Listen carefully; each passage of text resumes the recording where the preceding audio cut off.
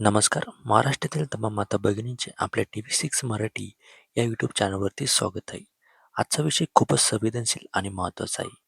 नवीन ई-के-वाय-सी प्रक्रिया पुन्हा सुरू होणार का? आणि ज्यांची ई-के-वाय-सी बाकी आहे त्यांना अजून एक अंतिम संधी मिळणार का?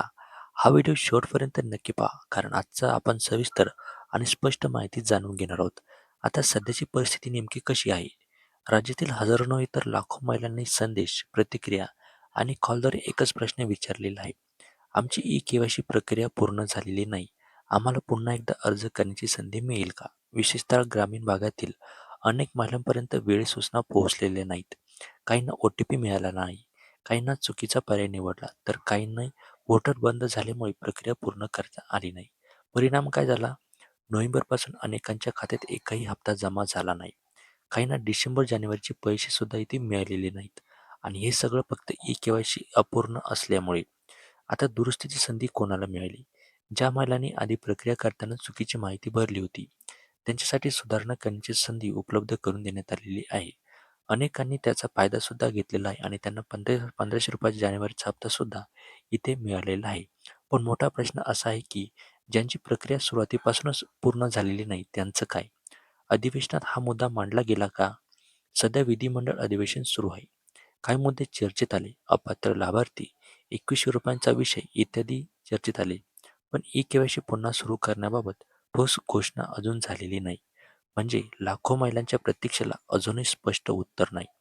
शासनाचा निर्णय काय सांगतो? मुख्यमंत्री माझी लाडकी बहीण योजना अंतर्गत लाभार्थींना थेट डीबीटी पद्धतीने आर्थिक मदत दिली जाते. शासन निर्णयानुसार दरवर्षी जून महिन्यात लाभार्थ्यांची ई-के-वाय-सी तपासणी केली जाणार आहे. म्हणजे पुढील अधिकृत प्रक्रिया जूनमध्ये अपेक्षित आहे. पण प्रश्न असा आहे, जूनपर्यंत जे हप्ते थांबलेले आहेत त्यांचं काय?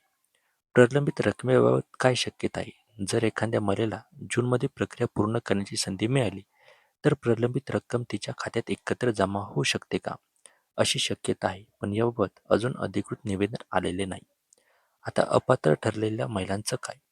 अनेक मुलांना थेट अपात्र घोषित करण्यात आलेले आहेत. काहींना कागदपत्रांच्या त्रुटीमुळे अडचण आली, काहींना तांत्रिक कारणामुळे वगळण्यात आलं. एकल महिला, परित्यक्त्या तसेच ज्यांच्याकडे पूर्ण कागदपत्र नव्हती अशा महिलांना विशेष अडचणींचा सामना करावा लागला. या सर्वांसाठी पुन्हा एकदा खुली संधी देणे आवश्यक आहे, ही सर्वांची अपेक्षा आहे. तुम्हाला यावर काय वाटतं? तुमच्या प्रतिक्रिया आम्हाला नक्की कळवा. आता पुढे काय होऊ शकतं? जर शासनाने विशेष मोहीम राबवली, जर जूनपर्यंतची पुन्हा एकदा पोर्टल सुरू होण्याची संधी नाकारता येत नाही.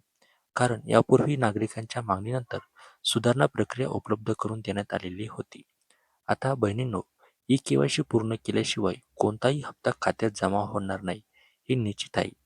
म्हणून अधिकृत सूचना येताच त्वरित प्रक्रिया तुम्ही पूर्ण करून घ्यायची आहे. कागदपत्र लवकर तयार ठेवायची आहे. आधार लिंक, मोबाईल नंबर अपडेट आहे का हे तपासायचं आहे. तुमचं मत काय आहे? तुमच्या खात्यात रक्कम आली आहे का? किंवा तुमची ई-के-वाय-सी पूर्ण झाली आहे का? तुम्ही अजूनही प्रतीक्षेत आहात का? तुमचा अनुभव खाली नक्की कमेंटमध्ये कळवा.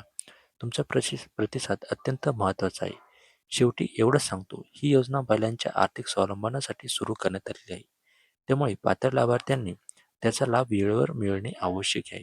व्हिडिओ आवडला असेल तर शेअर करा आणि चॅनलवर नक्की जोडले जा. आपण प्रत्येक घडामोडीवर लक्ष ठेवून असतो. त्यामुळे चॅनलला आत्ताच सबस्क्राईब करून घ्या आणि हा व्हिडिओ जास्तीत जास्त लाडक्या बहिणीपर्यंत शेअर करायला विसरू नका. धन्यवाद.